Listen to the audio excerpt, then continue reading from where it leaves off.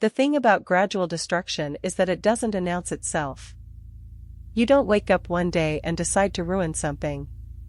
There's no dramatic moment where you consciously choose the path toward loss. It happens in increments. In small, unremarkable behaviors that seem, individually, harmless. Until they're not. I had been in a relationship for 2.5 years with someone named Joel. He was one of the best people I have ever known, and I want to say that without sentimentality, just as a plain observation, he was kind in a consistent, unperformative way that is actually rare. He was patient with me in my more difficult moments. He was honest without being harsh. He was, by any measure I can apply, good. And I spent 2.5 years slowly pushing him away without realizing that's what I was doing. I didn't know I was doing it. That's the part that feels important to examine. I wasn't conscious of a pattern. I wasn't running some kind of strategic dismantlement. Each individual behavior seemed like a response to circumstances, a mood, a moment. It was only in the aggregate, and only after it was over, that I could see the shape of what I'd been doing. Let me give you the specific behaviors, because vagueness doesn't help anyone understand their own patterns. I picked fights. Not big fights, small ones. When something he did mildly annoyed me, I escalated it. I turned minor friction into conflict and then felt surprised when the conflict lingered. I did this often enough that conflict became the default register of our intimacy. I withheld. When I was hurt or frightened or needing something, I went quiet. I told myself I was protecting myself from vulnerability. What I was actually doing was making closeness impossible. You can't build real intimacy with someone you won't let see you. I compared. When we were in conflict, I would, in my head and sometimes out loud, compare our relationship unfavorably to other relationships I'd been in or observed. This is one of the most poisonous things you can do to a relationship, and I was doing it regularly. None of these things were catastrophic on their own. Each was defensible, contextualized. He did this. I responded with that. It made sense in the moment. But taken together, they formed a pattern. And patterns have a direction. Joel told me he was struggling about 8 months before we ended. He said it carefully, the way he did everything, with consideration for how his words would land. He said he felt like he was always slightly on the wrong side of my mood.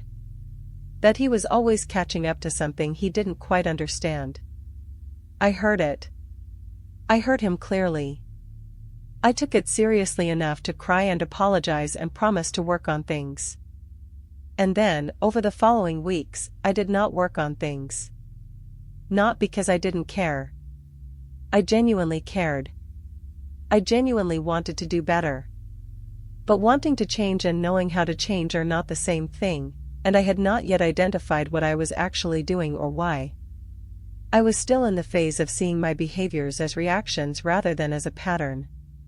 So I'd have a good week, and then a backslide, and then another apology, and then another period of slightly better followed by the same drift.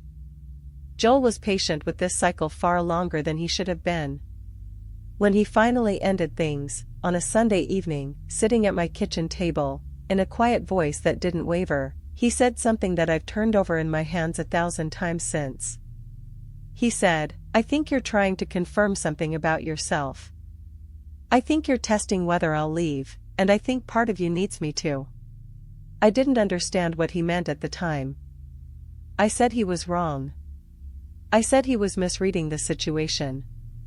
But he wasn't. In the therapy work I've done since, I've come to understand what he saw more clearly than I could then. I had an attachment pattern, specifically, what's called anxious preoccupied attachment, though the label matters less than the behavior. I was afraid of being abandoned, so I was unconsciously creating the conditions for abandonment. Testing. Pushing.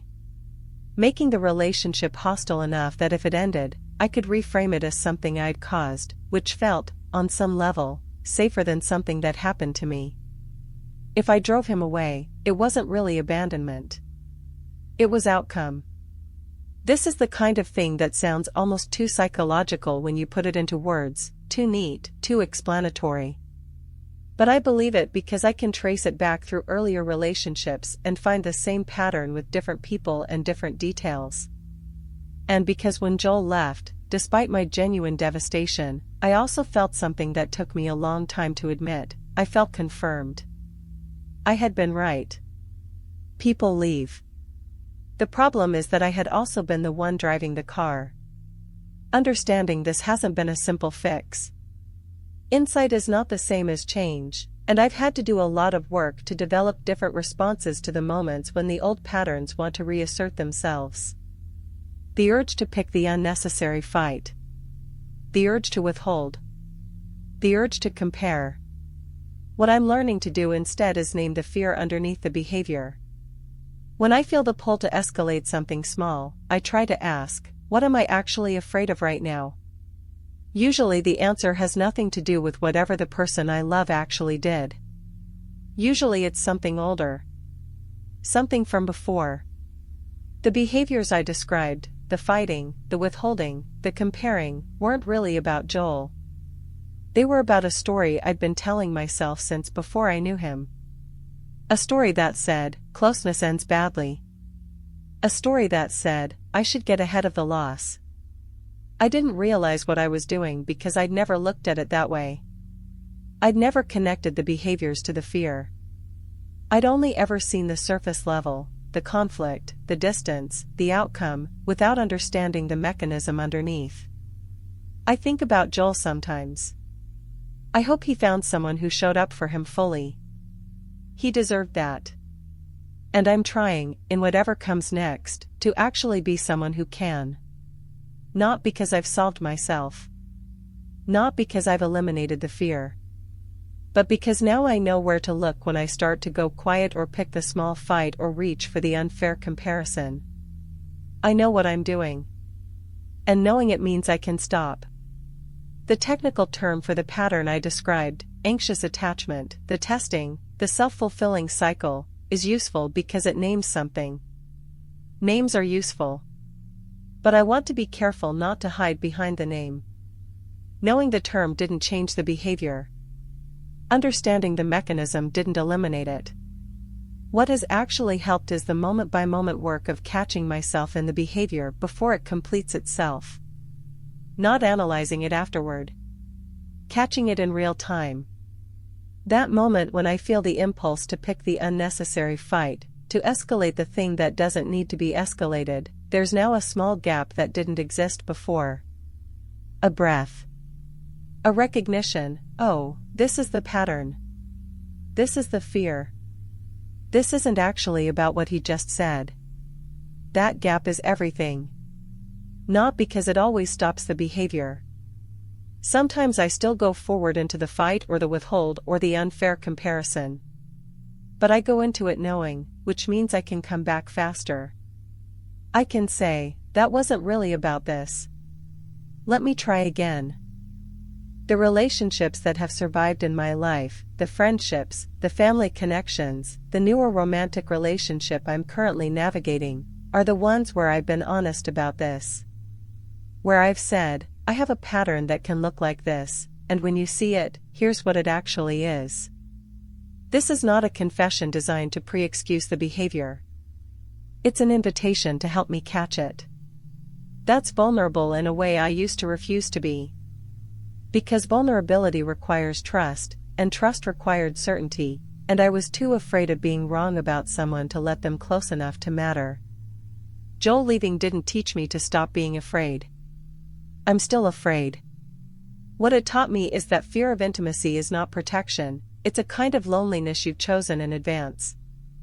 And the version of loneliness you choose in advance is worse than the one that might arrive later, because at least the second kind comes with having been loved. I'd rather be loved and lose it than guard against it perfectly and arrive at the end of my life having kept myself safe from exactly the thing I wanted. That's the work. That's what I'm choosing now. Imperfectly. Repeatedly. With more courage than I used to have. One more thing before I close this story. I want to say something about Joel that I haven't said yet, because I think it matters. He didn't leave because I was broken. He left because he'd offered everything he had for 2.5 years and the pattern didn't change, and at some point even the most patient person has to recognize that staying is its own kind of choice, and make a different one. I was angry at him for leaving, in the immediate aftermath. Even knowing what I know now. Even having done the work that allowed me to see clearly what I'd been doing. The anger arrived before the understanding, and I let myself feel it before I let myself examine it. But the anger was also the last version of the old pattern. Blaming him for being the one who eventually left, which is exactly what my attachment pattern had always predicted would happen, and had been working toward all along. I've made my peace with it. Not because I've stopped missing what we had. Because I understand now that what I needed to offer him, the full presence, the openness, the willingness to be seen, was something I didn't have access to yet. I needed more time and more work before I could give that to someone. The relationship I'm in now is different. Not because the other person is different, though he is. Because I am. Because I do the work now in real time instead of only in retrospect. Because when I feel the old pattern rising, I name it out loud to him rather than enacting it on him. It's not perfect. Nothing about this is a clean story of transformation. But it's honest. And honest, I've learned, is the actual prerequisite for close. Not healed. Not resolved. Not finished.